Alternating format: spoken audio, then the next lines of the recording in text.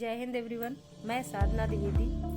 पिछले वीडियो में मैंने आप लोगों को हिंदी साहित्य के पाठ 2 जिसका शीर्षक था दादी माँ, उसका भाग 1 पढ़ाया था, जिसमें लेखक ने अपनी दादी माँ के बारे में बताया है कि उसकी दादी दुबली पतली स्नेहमयी थी। उसकी दादी को गांव के 50 किस्म की दवाइयों के नाम याद थे। यदि गांव में कोई भी बीमार होता तो वे वहां पहुंच जाती और उसका हाथ छूती, माथा छूती, पेट छूती, फिर भूत से लेकर मलेरिया, निमोनिया आदि बीमारियों का अंदाजा लगाते हुए विश्वास से कहती। महामारी और संक्रामक रोगों के दिनों में वे रोज सवेरे उठकर स्नान करके धार चढ़ाती थी, अगरबत्ती और धूप जलाती थी और उन्हें साफ सफाई बहुत ही ज्यादा पसंद थी तथा यदि कोई मुसीबत में होता तो वे हर प्रकार से उसकी मदद भी करती थी। तो अब हम आपको आज हिंदी साहित्य के पाठ 2 का भाग 2 पढ़ाएंगे। ध्यानपूर्वक सुने। मैं चुपके से आंगन की ओर चला गया। लेखक कहता है कि मैं धीरे से आंगन की तरफ चला गया। कई दिन बीत गए। मैं इस प्रसंग को एकदम भूल सा गया। लेखक बताता है कि बहुत दिन बीत गए तो मैं इस प्रसंग को, यानी जो दादी और धन्नो के बीच में बातचीत हुई थी, उस प्रसंग को एकदम भूल गया। एक दिन रास्ते में रामी की चाची मिली। रामी की चाची यानी धन्नो लेखक से रास्ते में मिलती है। वह दादी को पूतो फलो दूधो नहाओ का आशीर्वाद दे रही थी। धन्नो दादी को क्या आशीर्वाद दे रही थी? पूतो फलो दूधो नहाओ। इस पर लेखक कहता है कि मैंने पूछा क्या बात है? धन्नो चाची तो उसने विह्वल होकर कहा, पूरिन हो गई बेटा, भगवान भला करे हमारी मालकिन का। जब लेखक ने पूछा कि क्या बात है तो धन्नो बताती है कि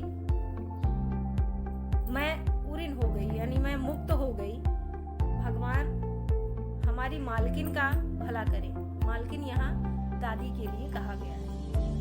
कल ही आई थी, पीछे का सभी रुपया छोड़ दिया, ऊपर से 10 रुपए का नोट देकर बोली, देखना धन्नो, जैसी तेरी बेटी वैसी मेरी, 10-5 के लिए हंसाई ना हो, देवता है बेटा, देवता। धन्नो लेखक से बताती है कि दादी जी कल आई थी, पीछे जितना उन्होंने रुपया दिया था वो सब माफ कर दिया और 10 रुपए का नोट देकर मुझसे बोली कि जैसे तेरी बेटी है वैसे ही मेरी भी बेटी है, 10-5 के लिए किसी का मजाक उड़े ये ठीक नहीं है। धन्नो कहती है कि वो देवता है। उस रोज तो बहुत डांट रही थी, मैंने पूछा। लेखक धन्नो से पूछता है कि उस दिन तो आपको बहुत डांट रही थी। वह तो बड़े लोगों का काम है बाबू, रुपया देकर डांटे भी ना तो क्या लाभ। इस पर धन्नो कहती है कि वह तो बड़े लोगों का काम है, रुपया देते हैं तो डांटेंगे ही। मैं मन ही मन इस तर्क पर हंसता हुआ आगे बढ़ गया। लेखक कहता है इस बात को सुनकर मैं मन ही मन हंसता हुआ आगे की तरफ चल दिया। किशन के विवाह के दिनों की बात है। लेखक कहता है कि किशन के विवाह के दिनों की बात है। किशन कौन था? लेखक का भाई था। विवाह के 4-5 रोज पहले से ही औरतें रात भर गीत गाती हैं। ये तो सभी लोग जानते हैं कि यदि विवाह का घर होता है तो वहां पर रात भर गीत होते हैं, ढोल बजते हैं। तो लेखक बताता है कि विवाह के 4-5 रोज पहले से ही उसके घर में रात भर गीत गाए जाते थे। विवाह की रात को अभिनय भी होता है। विवाह दिन होता है, जब बारात चली जाती है तो रात में लोग नाटक करते हैं। यह प्रायः एक ही कथा का हुआ करता है, मतलब सबके यहाँ ये एक जैसा ही होता है। उसमें विवाह से लेकर पुत्रोत्पत्ति तक के सभी दृश्य दिखाए जाते हैं। उसमें विवाह भी दिखाया जाता है, पुत्र होना दिखाया जाता है। सभी पार्ट औरतें ही करती हैं, चाहे वो पुरुष का पार्ट हो या स्त्री का, सभी औरतें ही निभाती हैं। मैं बीमार होने के कारण बारात में ना जा सका। लेखक बताता है कि मैं बीमार था उन दिनों, इसलिए मैं बारात नहीं जा सका। मेरा ममेरा भाई राघव दालान में सो रहा था। लेखक बताता है कि मेरा ममेरा भाई यानी मामा का लड़का दालान में सो रहा था। वह भी बारात जाने के बाद पहुंचा था, मतलब बारात चली गई थी उसके बाद वह वहां पर पहुंचा था, इसलिए वह भी दालान में सो रहा था। औरतों ने उस पर आपत्ति की। जिन औरतों को अभिनय करना था वे इस बात पर आपत्ति की कि यहाँ पर ये क्यों सो रहा है। दादी माँ बिगड़ी। दादी माँ को गुस्सा आया और वो क्या बोली, लड़के से क्या पता कि लड़कों से कोई पर्दा होता है, लड़कों से क्या पर्दा करना।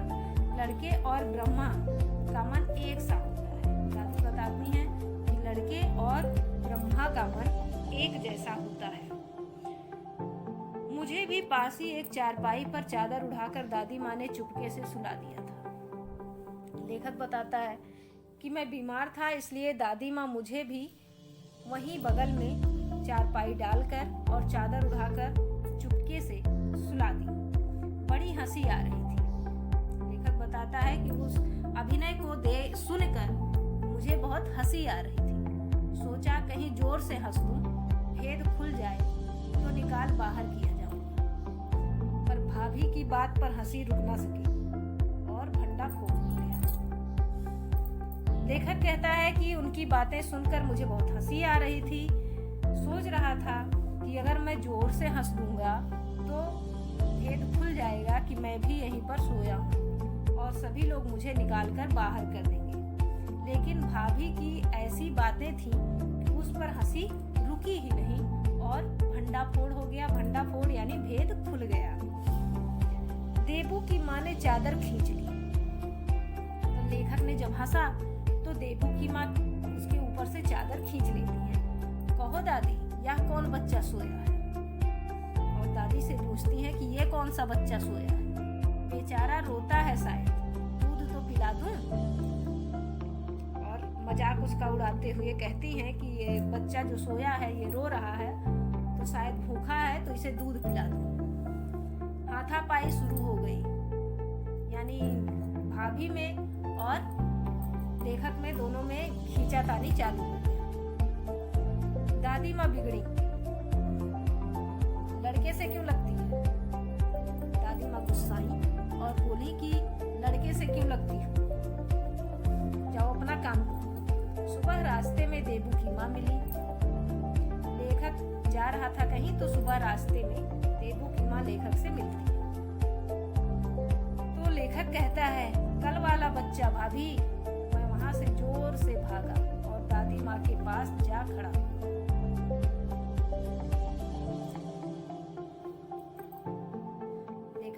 लेखक ने भाभी का मजाक उड़ाते हुए कहा कि कल वाला बच्चा, और यह कहकर वह जोर से भागकर दादी जी के पीछे जाकर छिप गए। वस्तुतः किसी प्रकार का अपराध हो जाने पर जब हम दादी माँ की छाया में खड़े हो जाते, अभयदान मिल जाता। वस्तुतः यानी अगर किसी प्रकार का अपराध हो गया तो अगर हम लेखक बोलता है कि अगर जिससे भी अपराध हुआ है वो दादी माँ के पास जाकर खड़ा हो जाए तो उसे अभयदान मिल जाता, यानी उसे माफी मिल जाती थी। स्नेह और ममता की मूर्ति दादी माँ की एक एक बात आज कैसी कैसी मालूम होती है। स्नेह और ममता की मूर्ति। स्नेह यानी प्रेम, ममता यानी दया, दयालुता की मूर्ति। दादी माँ की हर एक बात आज कैसी मालूम हो रही हैं। परिस्थितियों का वात्या चक्र जीवन को सूखे पत्ते सा कैसा नचाता है। जैसी भी परिस्थितियां हों, मनुष्य को उसी के अनुसार चलना पड़ता है। इसे दादी माँ खूब जानती थी। दादा की मृत्यु के बाद से ही वे बहुत उदास रहती। जब लेखक के दादाजी की मृत्यु हो गई, तब से दादी माँ उदास रहने लगी थी। संसार उन्हें धोखे की टट्टी मालूम होता। संसार के लोग हर कोई उन्हें लगता था कि वो धोखेबाज है। दादा ने उन्हें स्वयं जो धोखा दिया। लेखक कहता है कि दादाजी ने भी दादी माँ को धोखा दिया। वे सदा उन्हें आगे भेजकर अपने पीछे जाने की झूठी बात कहा करते थे। यहाँ ये कहने का तात्पर्य है कि दादाजी सदैव कहते थे कि पहले तुम जाओगी, उसके बाद मैं आऊंगा। लेकिन यहाँ उल्टा हो गया। दादाजी की मृत्यु पहले हो गई और दादी माँ अभी तक जीवित थी। दादा की मृत्यु के बाद कुकुरमुत्ते की तरह बढ़ने वाले, मुंह में राम बगल में छुरी वाले दोस्तों की शुभचिंता ने स्थिति और भी डावाडोल कर दी। जब दादाजी की मृत्यु हो गई तो उसके बाद उनकी कुकुरमुत्ते की तरह बढ़ने वाले, यानी कुकुरमुत्ते की तरह झूठे में अपने आप को शुभचिंतक कहने वाले आके उनका जीना दादी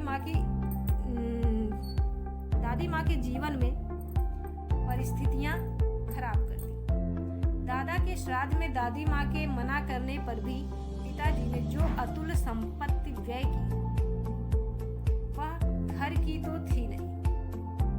दादाजी के मरने के बाद जो श्राद्ध हुआ, उसमें लेखक बताता है कि उसके पिताजी ने जो भी संपत्ति खर्च की, व्यय यानी खर्च की, वह घर की नहीं थी। दादी माँ अक्सर उदास रहा करती। लेखक बताता है कि दादी माँ हमेशा उदास रहती थी। माघ के दिन थे, कड़ाके का जाड़ा पड़ रहा था। जब ठंडक बहुत तेज होती है तो उस समय माघ का दिन होता है। जैसे माघ यानी जनवरी, जिस समय शीतलहरी पड़ती है, उस समय का मौसम था। पछुआ का सन्नाटा और पाले की सीट हड्डियों में घुसी पड़ती। पछुआ चलता था और शीतलहरी बहुत ज्यादा थी, जिससे लगता था कि हड्डियों में ठंडी घुस रही है। शाम को मैंने देखा दादी माँ गीली धोती पहने कोने वाले घर में एक संदूक पर दिया जलाए हाथ जोड़कर बैठी। लेखक कहता है कि शाम को मैंने देखा कि दादी माँ गीली धोती पहने हैं और कोने वाले घर में एक बक्से पर दिया जलाकर हाथ जोड़कर बैठी। उनकी स्नेह कातर आंखों में मैंने आंसू कभी नहीं देखे थे। उनके प्यार भरी आंखों में मैंने कभी भी आंसू नहीं देखा। मैं बहुत देर तक मन मारे उनके पास बैठा रहा। उन्होंने आंखें खोली। दादी माँ, मैंने धीरे से कहा। लेखक कहता है कि वहीं जाकर मैं भी उनके पास बैठा रहा। जब उन्होंने आंखें खोली तो मैंने कहा, दादी माँ। इस पर दादी माँ बोली, क्या है रे, तू यहाँ क्यों बैठा है? दादी माँ लेखक से पूछती है कि क्या बात है, तुम यहाँ क्यों बैठे? दादी माँ, एक बात पूछूं, बताओगी ना? लेखक कहता है कि दादी माँ, मैं आपसे अगर एक बात पूछूं तो बताओगी? मैंने उनकी स्नेहपूर्ण आंखों की ओर देखा। लेखक अपनी दादी माँ से कहता है कि अगर मैं एक बात पूछूं तो बताओगी ना? और उनकी स्नेह भरी आंखों की ओर देखता है। इस पर दादी माँ कहती हैं, क्या है, पूछ। फिर लेखक पूछता है, तुम रोती थी? यानी लेखक पूछता है उनसे कि क्या तुम रो रही थी? दादी माँ मुस्कुराई। पागल, तूने अभी खाना भी नहीं खाया ना? चल चल, धोती तो बदल लो दादी माँ, मैंने कहा। लेखक कहता है कि उसकी दादी माँ उस बात को टाल देती हैं और मुस्कुराते हुए कहती हैं कि अरे पागल, तुमने तो अभी खाना भी नहीं खाया, चलो चलो चलो। और इस पर दादी माँ से लेखक कहता है कि पहले धोती तो बदल लो। मुझे सर्दी गर्मी नहीं लगती बेटा, वे मुझे खींचती रसोई में ले गई। दादी कहती हैं कि उन्हें सर्दी गर्मी नहीं लगती है, वे उनसे रसोई की ओर खींचते हुए ले जाती हैं। सुबह मैंने देखा चारपाई पर बैठे पिताजी और किशन भैया मन मारे कुछ सोच रहे। लेखक सुबह होता है तब देखता है कि चारपाई पर उसके पिताजी और उसके भैया किशन बैठे हुए हैं, जो बहुत ही उदास हैं और कुछ सोच रहे हैं। दूसरा चारा ही क्या है, बाबू बोले। लेखक के पिताजी बोले, दूसरा चारा ही क्या है, रुपया कोई देता नहीं, यानी कोई रुपया नहीं दे रहा है, कितने के तो अभी पिछले भी बाकी हैं। वे रोने रोने से हो गए। लेखक के पिताजी कहते हैं कि रुपया कोई नहीं दे रहा है, कितने लोगों के तो अभी पीछे के ही रुपए बाकी हैं, और ये कहते हुए वो रोने रोने से हो गए। इस पर दादी माँ कहती हैं, रोता क्यों है रे? दादी माँ ने उनका माथा सहलाते हुए कहा, मैं तो अभी हूँ ही। उन्होंने संदूक खोलकर एक चमकती सी चीज निकाली। तेरे दादा ने यह कंगन मुझे इसी दिन के लिए पहनाया था। दादी माँ लेखक के पिताजी का माथा सहलाते हुए कहती हैं कि मैं तो अभी हूँ ही, और फिर जाती हैं और अपने संदूक को खोलकर एक चमकती सी चीज निकाल कर लाती हैं और कहती हैं कि तेरे दादा ने यह कंगन मुझे आज के लिए ही पहनाया था, यानी इसी दिन के लिए ही पहनाया था। यह कहते ही उनका गला भर आया, यानी वे बहुत ही उदास हो गई। मैंने इसे पहना नहीं, इसे सहेज कर रखती आई हूँ। दादी माँ कहती हैं कि मैंने इसे कभी भी पहना नहीं, इसे संभाल कर रख दिया था, यह उनके वंश की निशानी है। दादी माँ कहती हैं ये जो कंगन है यह उनके कुल की निशानी है, यानी कुल का चिन्ह है। उन्होंने आंसू पोंछकर कहा। यह कहते हुए दादी माँ की आंखों से आंसू निकल आए और फिर उन्होंने अपनी आंसू को पोंछ लिया और फिर कहा, पुराने लोग आगा पीछा सोच लेते थे बेटा। उनका कहना था कि जो पुराने लोग थे वे भविष्य के बारे में सोचकर ही कोई काम करते थे। सचमुच मुझे दादी माँ शाप भ्रष्ट देवी सी लगी। लेखक कहता है कि वास्तव में मुझे मेरी दादी माँ एक देवी सी लगी, जो कि श्राप मुक्त थी। धुंधली छाया विलीन हो गई, यानी उनकी जो अस्पष्ट छाया थी लेखक के दृष्टि में, वो भी धीरे धीरे समाप्त हो गई। मैंने देखा दिन काफी चढ़ आया है। उसने देखा कि काफी दिन हो गया है।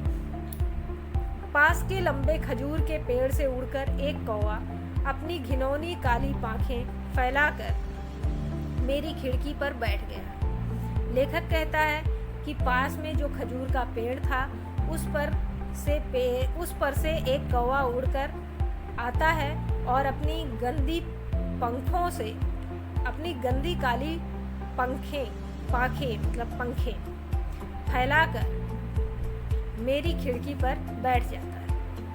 हाथ में अब भी किशन भैया का पत्र कांप रहा है, यानी लेखक के पास एक पत्र आया हुआ था जो कि किशन ने लिखा था, और उस पत्र में ये संदेश था कि दादी माँ अब नहीं रही। ये पढ़कर लेखक के हाथ अब भी कांप रहे थे। काली चींटियों सी कतारें धूमिल हो रही थी। चींटियां जब चलती हैं तो वे एक लाइन बनाकर चलती हैं,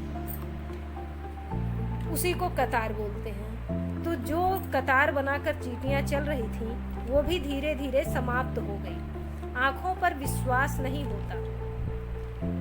लेखक कहता है कि मुझे अपनी आंखों पर विश्वास नहीं हो पा रहा है। मन बार बार अपने से ही पूछ बैठता है। लेखक का जो मन है वो बार बार यही पूछ रहा है कि क्या सचमुच दादी माँ नहीं रही?